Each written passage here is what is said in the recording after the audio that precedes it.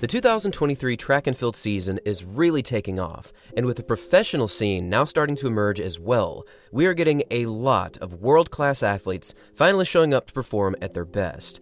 And I gotta say, the first Diamond League Series stop of this year was absolute fire. In Doha, Qatar, we saw many athletes run incredible times, including Sha'Carri Richardson running a 10.76, we saw Fred Kerley running a 19.92 in the 200, and we also saw various other athletes performing quite well in this Diamond League season opener.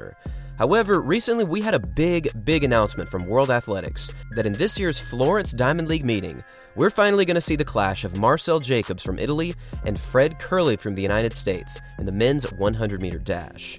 Now, the big reason why this is such a big clash is because Marcell Jacobs is the 2021 Olympic champion in the 100 meters, where he ran a time of 9.80, and finishing just behind him was Fred Kerley, who finished in 9.84.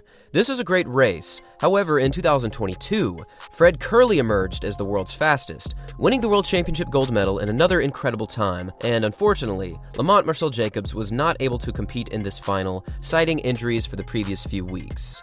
Now, this Diamond League meeting in Rome, Italy, was slated for June 2nd, and even though this is certainly going to be fire, we actually just got word of yet another clash in a very similar fashion just a few days before that in Rabat, because not only do we have Fred Kerley and Lamont Marcell Jacobs, we have Trayvon Bromell, De Grasse, and Ferdinand Omanyala currently slated to compete in this 100-meter dash. This is already a star-studded lineup, and what could be even greater as we still have yet to announce either one or two more athletes, which could include Letsili Tebogo or Akani Simbine, or potentially Johan Blake or Oblique Seville.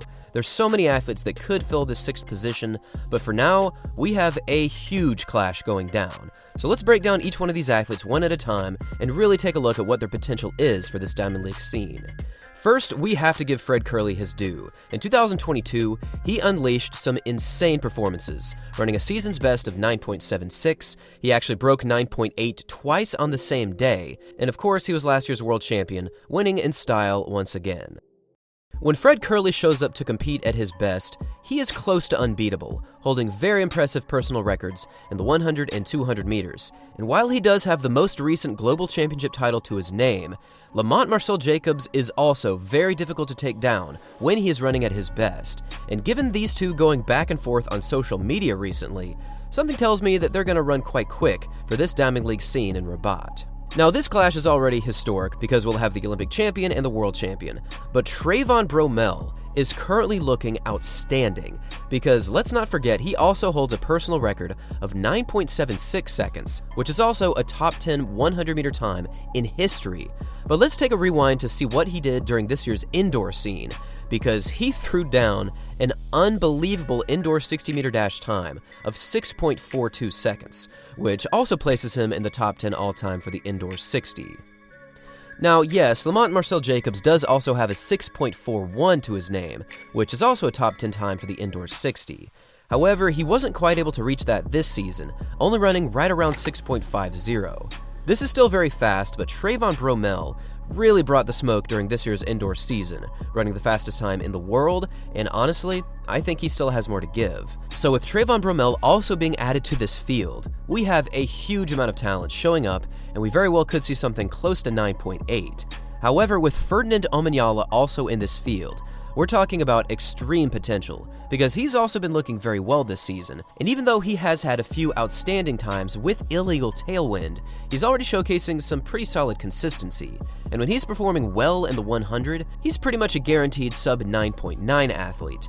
In fact, it's pretty interesting to look at the personal records in this race, because 2 years ago, Trayvon Bromell and Ferdinand Omanyala both ran their personal records in Nairobi, Kenya, pushing each other all the way to the finish line, emerging with a 9.76 and a 9.77. Now, we also have De Grasse in this field, whose personal record is a 9.89 under legal conditions. And even though currently he's not looking as fit as anyone else in the field right now, he is the absolute master of showing up to compete in the world's biggest events, winning various World Championship medals and various Olympic medals, and let's not forget, he's the 2021 Olympic champion in the 200 meters, which he very much deserved after almost a decade of coming in second.